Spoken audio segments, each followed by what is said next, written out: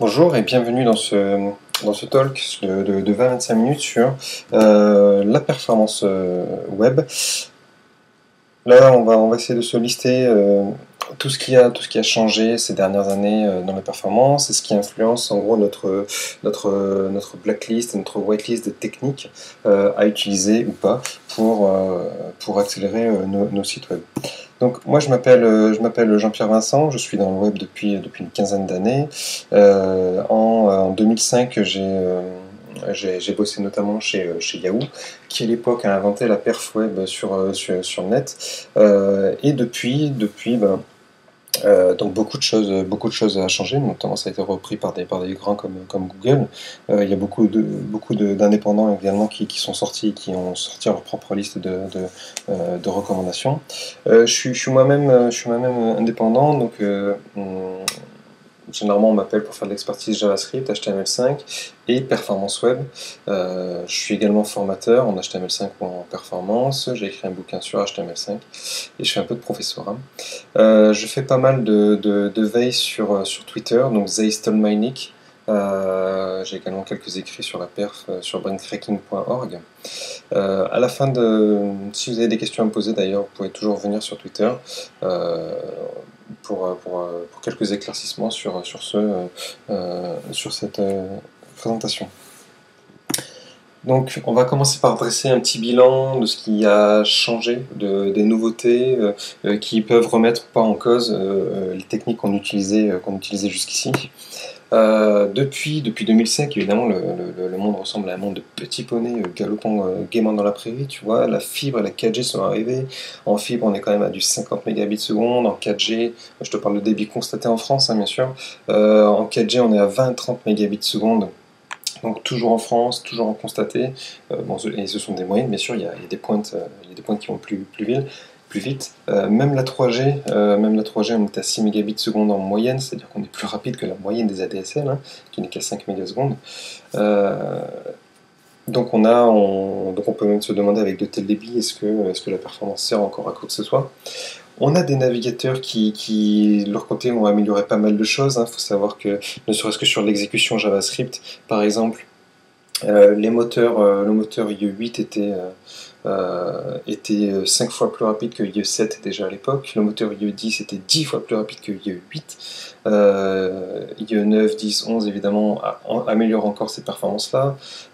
Firefox et Chrome, eux, se battent pour également avoir des performances de malade. Aujourd'hui, on peut afficher des jeux vidéo full 3D directement dans son navigateur. Donc le moins qu'on peut dire, c'est que les navigateurs ont optimisé pas mal de choses côté affichage. En face de ça, donc en plus on a HTML5 avec des petites techniques qu'on va voir d'ailleurs qui aident et qui font que tout va mieux.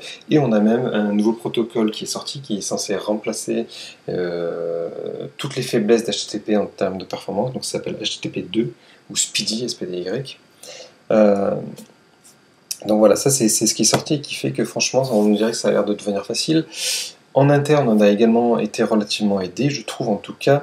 On s'autorise de plus en plus de CSS3, il y a eu la mode du flat design qui a pas mal aidé pour dégager toutes les petites images qui polluent un petit peu notre HTML, surtout nos requêtes réseau. Donc les coins arrondis, on peut les faire directement en CSS3, et grâce au flat design, on peut carrément ne plus faire de coins arrondis du tout. Nos icônes sont de plus en plus plates, donc on a moins besoin des images. En plus de ça, on est reparti sur des sites qui ont été dédiés au mobile, donc qui ont été repensés from scratch. Donc on a balancé pas mal de code qui tournait sur desktop, qui en plus étaient optimisés pour afficher très très peu de choses. Donc voilà, donc là, avec des sites plus légers, moins d'images et de meilleurs protocoles, on se dit que tout va bien. Ce qui n'a pas changé pendant toutes ces années, c'est évidemment vos utilisateurs. Les utilisateurs sont très réactifs à la vitesse et ils le seront toujours parce que c'est comme ça. C'est humain. Côté connexion, en fait, il y a deux constantes qui n'ont pas changé, c'est la vitesse de la lumière. Déjà, ça veut dire quoi? Ça veut dire que ce qui détermine finalement la vraie réactivité du téléchargement d'une page, ça va être la distance qu'il y a entre votre client et votre serveur. Euh, les électrons ne se déplacent qu'à un tiers de la vitesse de la lumière, ce qui est déjà pas mal, qu'à un tiers de la vitesse de la lumière à l'intérieur des câbles, et à l'échelle de la planète, bah, ça commence à faire pas mal de ralentissement. Si par exemple, même avec des débits fibres par rapport à la DSL, le débit est 10 fois supérieur, le simple fait que votre utilisateur lui est toujours à un point donné et le serveur lui il est toujours ailleurs, le chargement lui il ne s'améliore que de 20 ou 30% en tout cas de ce que j'ai pu en voir pour l'instant. Même avec des débits 10 fois supérieurs, vous avez une petite amélioration du chargement des pages. Ce que change le débit, c'est les paquets que vous pouvez ramener en même temps, c'est-à-dire que vous pouvez regarder des films en HD en parallèle de votre navigation. Mais vous restez tributaire de la latence client-serveur. La latence, c'est la même chose pour la transmission radio, c'est-à-dire que même si en 4G on est à 50-100 millisecondes de latence, ce qui est toujours mieux que la 3G où on ne comptait plus, on était à quelque chose comme 200 millisecondes en moyenne. Donc même si on a gagné sur la latence, ça reste, même avec les gros débits, on a une amélioration, mais c'est pas non plus phénoménal. Donc ça, ce sont les choses qui n'ont pas changé. Ce qui n'a pas changé non plus, c'est, en France en tout cas, la DSL a très peu évolué, c'est-à-dire que le débit moyen a vaguement augmenté, et ce qui ne change pas, c'est le fait que la répartition des débits est très mauvaise.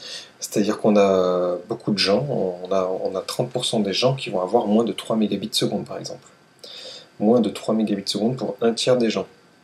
Et évidemment, ce sont les mêmes qui n'auront pas accès à la fibre. Évidemment.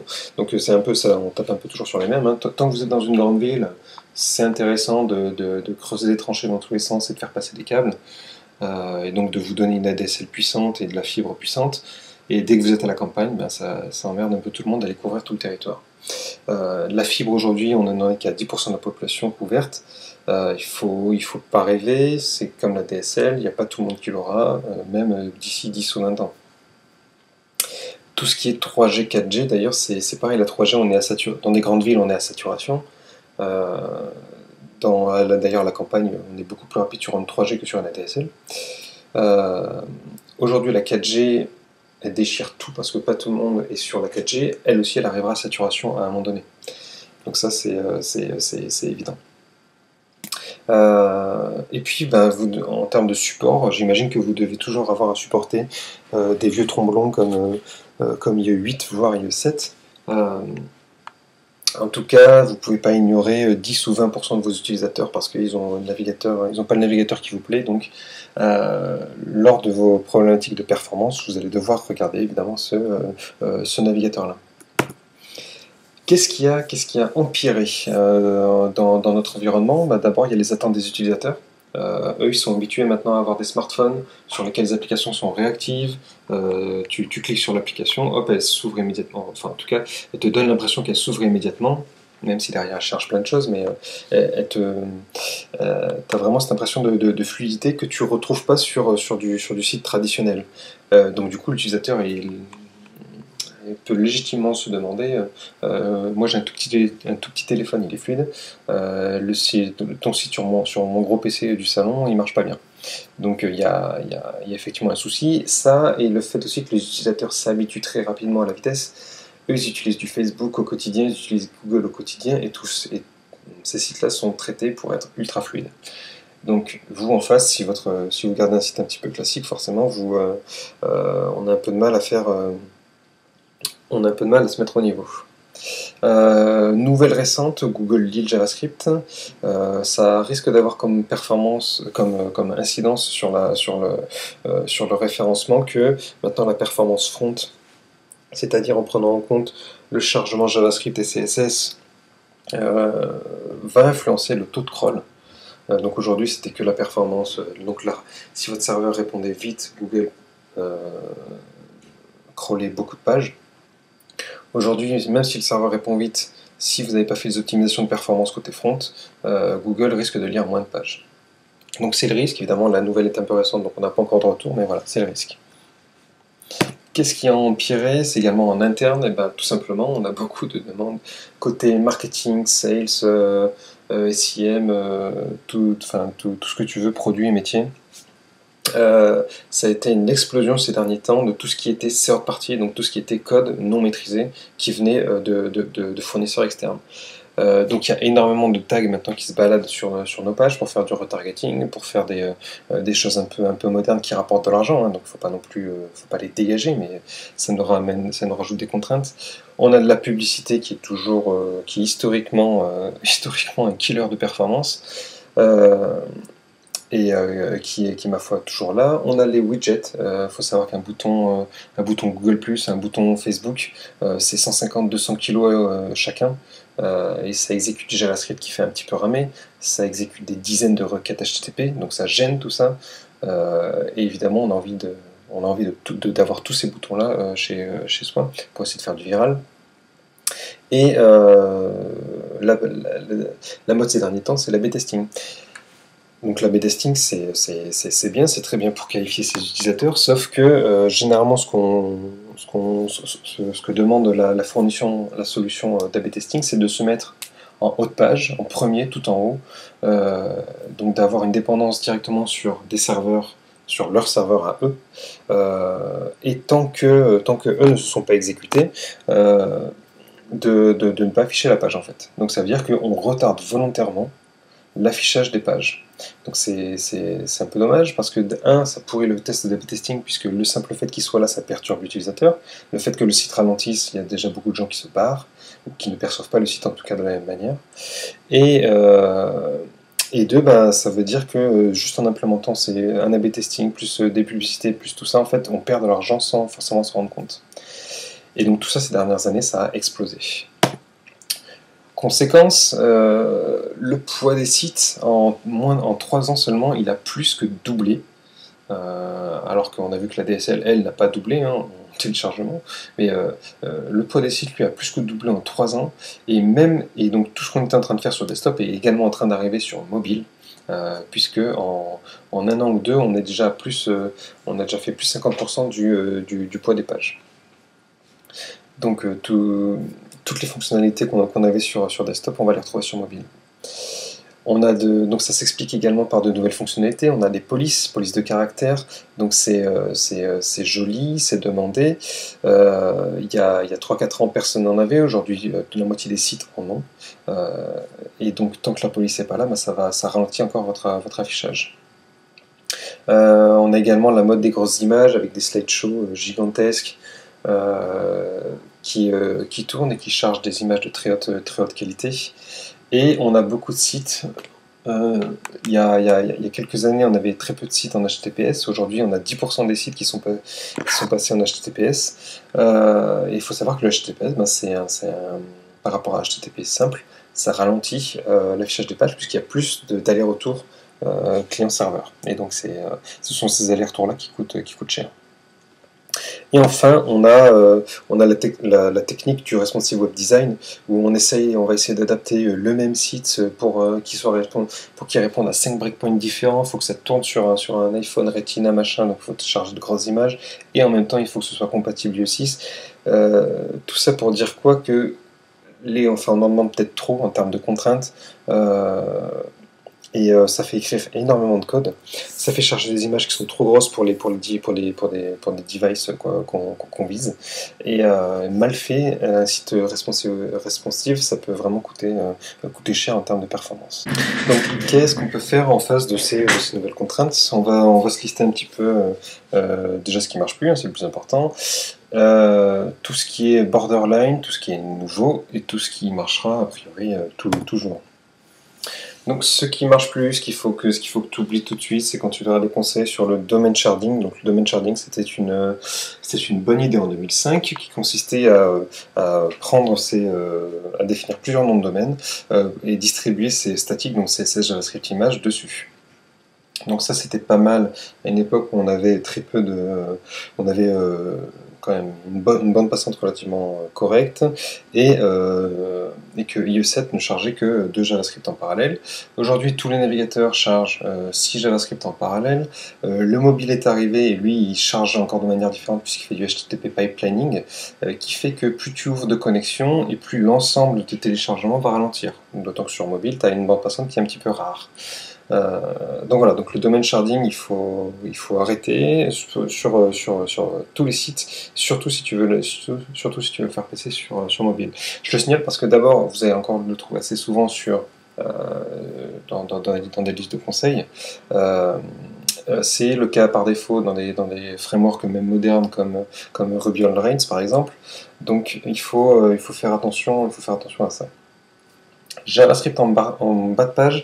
Alors, j'ai hésité à le mettre dans la blacklist pure. Peut-être que j'aurais dû le mettre effectivement plutôt dans la liste un peu grise, tu vois, ou les trucs qu'on ne sait pas.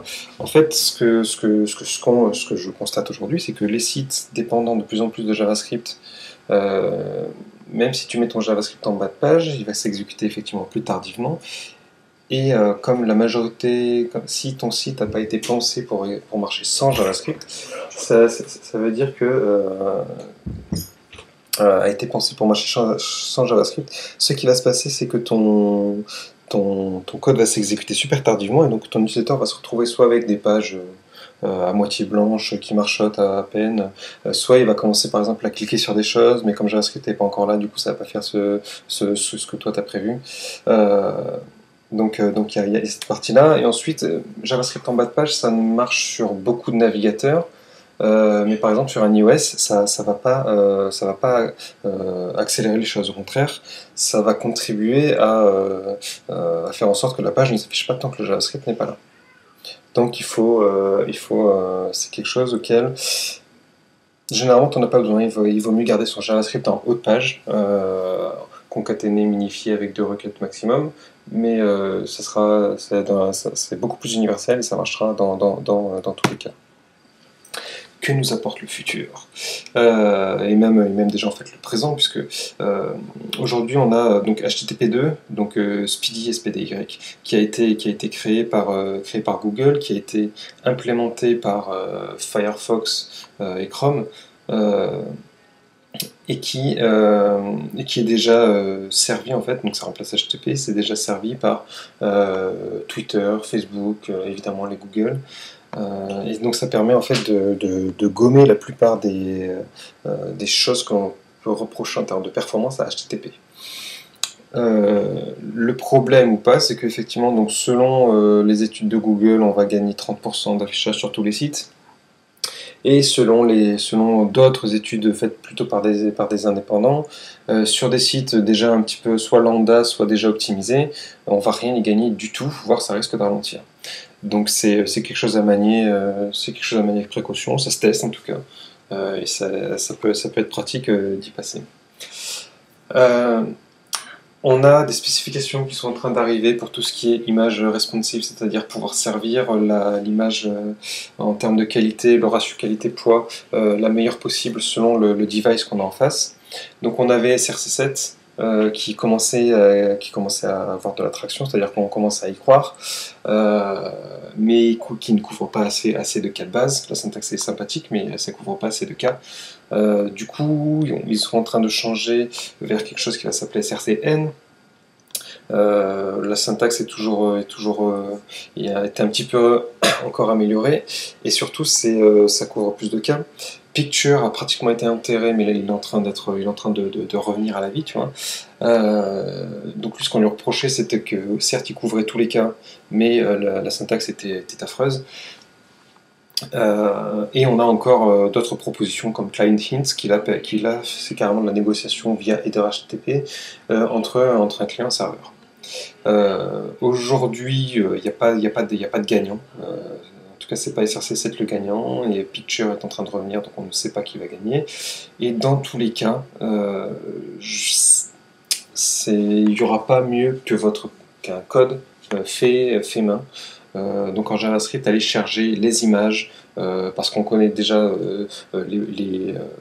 les bons formats d'image qu'on a déjà chez soi, parce qu'on connaît bien le métier, donc on va savoir si on peut faire du lazy loading ou pas d'image, on va pouvoir faire des choix beaucoup plus précis que ce qu'on permettront de toute façon les spécifications. Donc moi aujourd'hui ma recommandation c'est, pour tout ce qui est image responsive, tu le fais à la main, avec un petit script que tu peux développer en une journée, et qui va te permettre de répondre précisément à ton cas spécifique.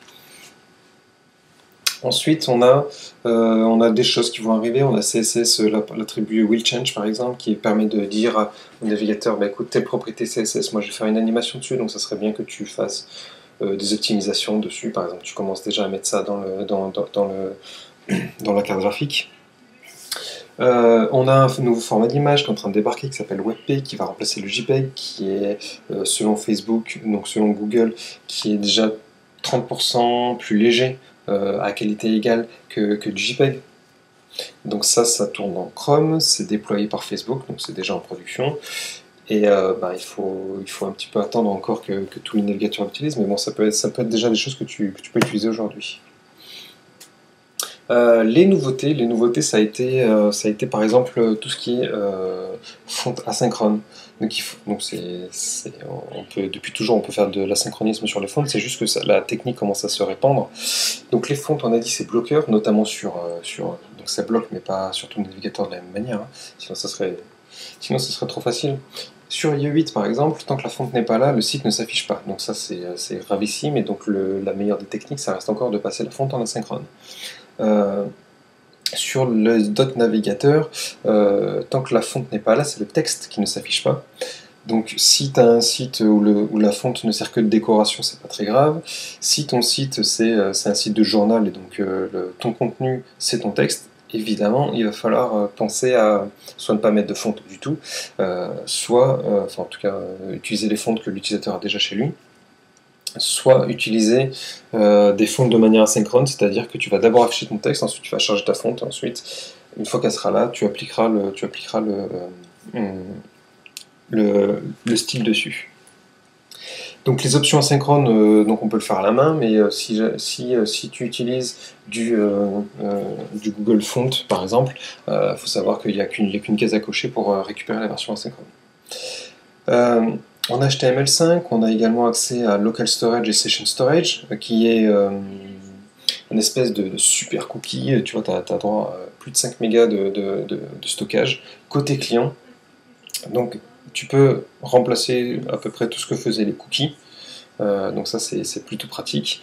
Il y en a qui l'utilisent carrément pour stocker du CSS, du JavaScript, voire des images encodées en base 64. Donc ça, c'est carrément pour remplacer le cache navigateur, ce qui peut être pratique sur certains mobiles où le cache marche mal, où le cache est petit. Et tu peux l'utiliser au quotidien pour stocker des grosses listes. Par exemple, si tu as une énorme liste de pays, c'est pas la peine de la faire retélécharger à chaque fois. Si tu as une grosse liste de, je sais pas, toutes les voitures, tous les modèles et toutes les marques de voitures, par exemple, ce genre de choses. Donc voilà, donc tu peux utiliser Session Storage, ça marche sur IE8 et il y a de quoi l'émuler sur IE7 et précédent. Il y a aussi HTML5 Offline, qui est une espèce de super cache qui permet carrément de dire voici toutes les images et toutes les CSS et tous les JS utiles de mon site, charge-les, et même si l'utilisateur est offline ou que mon site à moi est mort, ou que le serveur est mort, le navigateur ira chercher à l'intérieur de ce cache particulier toutes les ressources nécessaires. Et enfin, côté client, ce qu'on voit arriver maintenant, c'est tout ce qui est exécution non bloquante de JavaScript. Donc JavaScript étant devenu critique, si jamais tu veux exécuter des choses ultra lourdes, genre du gros calcul, je sais pas, tu fais un jeu, tu as besoin d'une intelligence artificielle, tu fais un Photoshop-like en web, tu as besoin de travailler ton image, ou tout simplement tu fais beaucoup d'animations dans le DOM et tu as besoin que ça reste fluide. Donc pour ça, en neuf, on a tout ce qui est Web Workers, donc ça crée carrément un deuxième thread au niveau du processeur pour exécuter ton JavaScript. On a Request Animation Frame qui permet de demander au navigateur préviens-moi quand tu penses que c'est le meilleur moment pour faire un affichage dans la carte graphique. Donc c'est pour faire des animations ultra optimisées. Donc ça c'est sur tous les nouveaux navigateurs. Et sur les anciens type IE8, IE7, tu as encore t'as la bonne vieille technique du set timer 0 qui marchait très très bien et qui marche toujours aussi bien et qui te permet donc en fait de casser tes boucles un peu lourdes, tes boucles JavaScript un petit peu lourdes et de les exécuter que quand le navigateur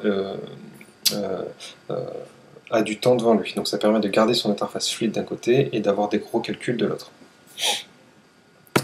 Ce qui marchote, ce qui est hasardeux, ce qui parfois oui, parfois non, on va lister ces techniques-là parce qu'il faut les connaître. Par exemple, on a la technique des domaines statiques séparés, c'est-à-dire que tu vas créer un nouveau domaine, complètement un nouveau domaine, hein, donc pas un sous-domaine, pas juste un sous-domaine, sur lequel tu vas mettre TJS, CSS, images, etc. Donc tout est statique, sans cookies.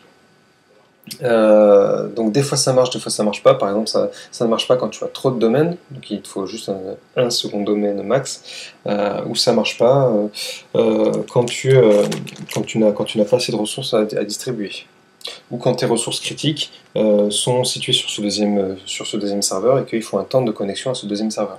Voilà, donc il y a des raisons. En fait, ça fait partie des choses qu'il faut tester tout simplement pour voir si ça correspond bien à la structure de ta page.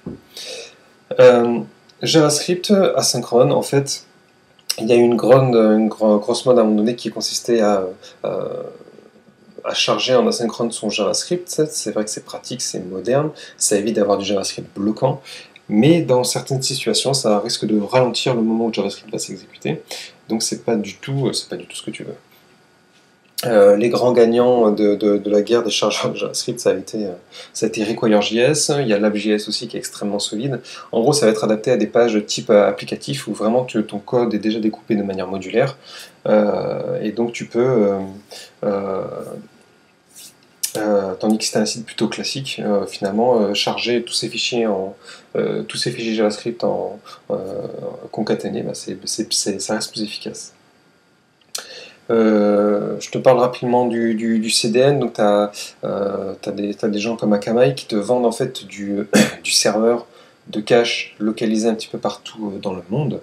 Donc, c'est bien pour les perfs si tu distribues au niveau mondial. Si tu distribues France-France, franchement, ça va pas changer grand-chose. Parce qu'en gros, ton CDN risque même de te ralentir légèrement. Parce qu'il faut d'abord que tu passes par chez lui ensuite il passe par chez toi. Donc ça rajoute une couche supplémentaire. Donc le CDN c'est pas pour la perf, c'est plus pour des histoires de tenue de charge. Tout ce qui est technique à base de je mets mon CSS, mon JavaScript, mes images, toujours encodées en base 64 directement dans le HTML.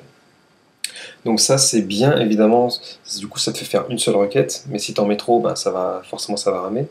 Si tu regardes un exemple de où c'est bien fait, par exemple ça va être la home de google.fr, où dans le HTML tu as tout le CSS, le JavaScript et les images, et les quelques images.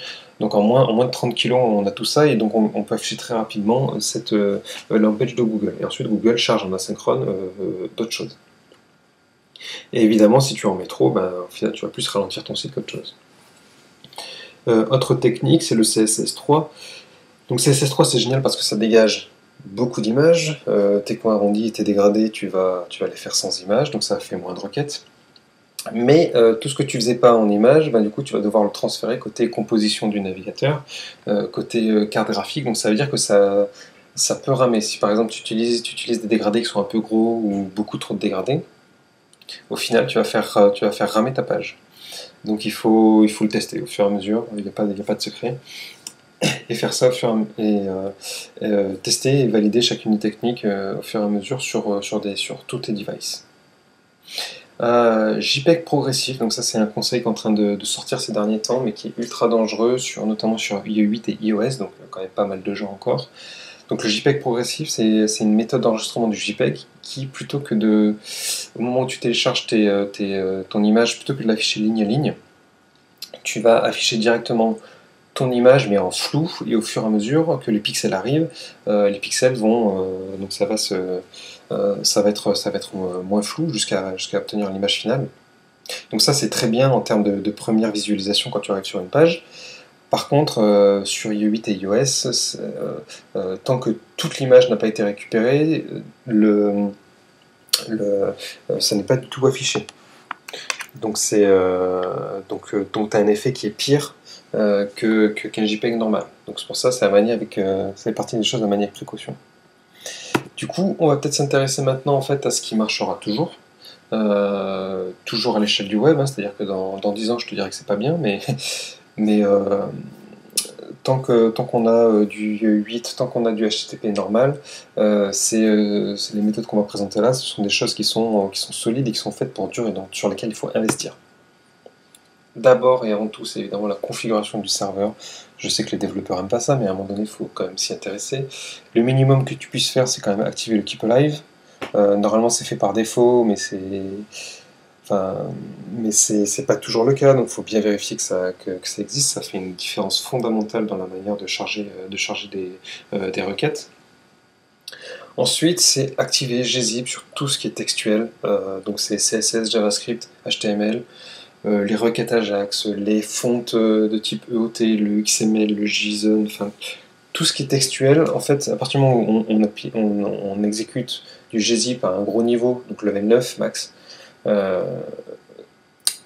tu vas gagner 80% du poids de tes assets.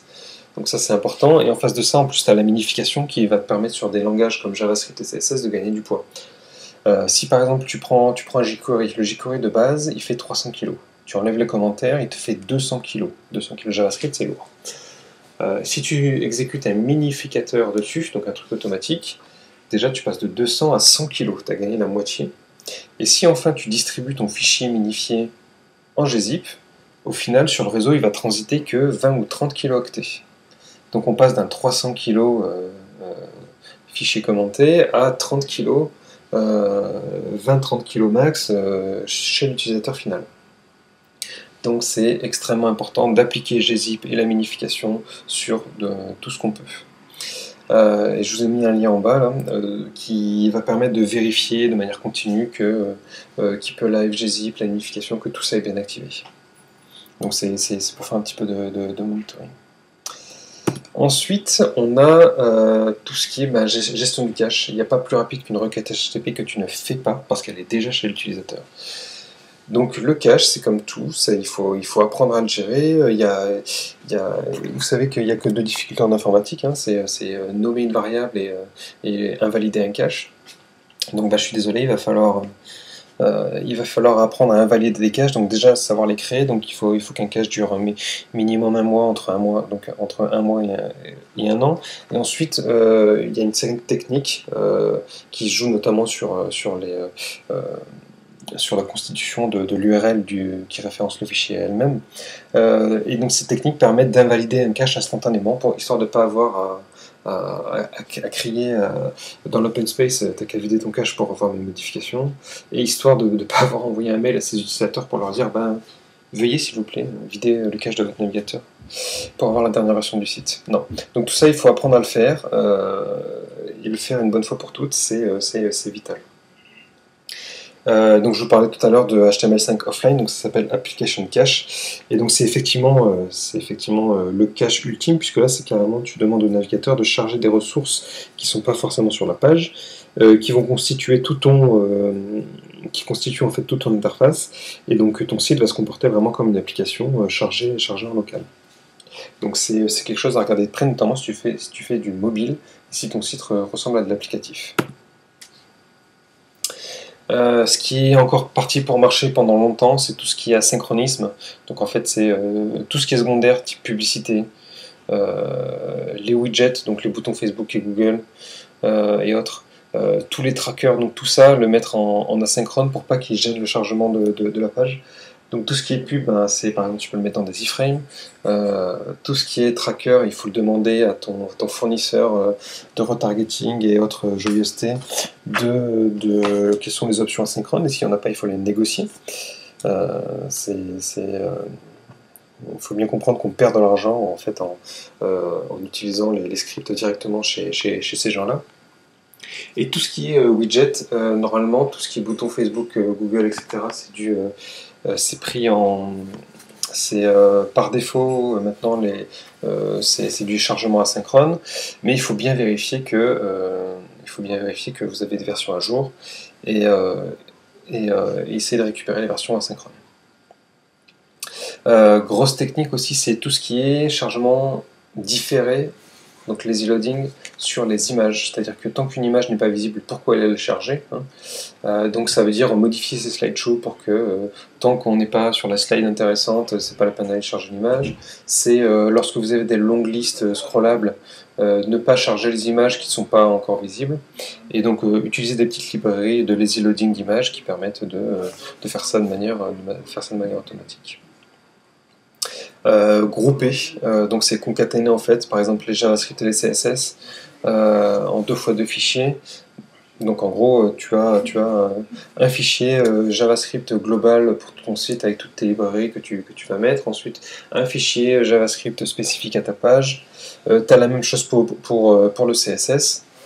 Et donc normalement si tu te débrouilles bien avec ça, donc tu vas te retrouver avec tes 4 fichiers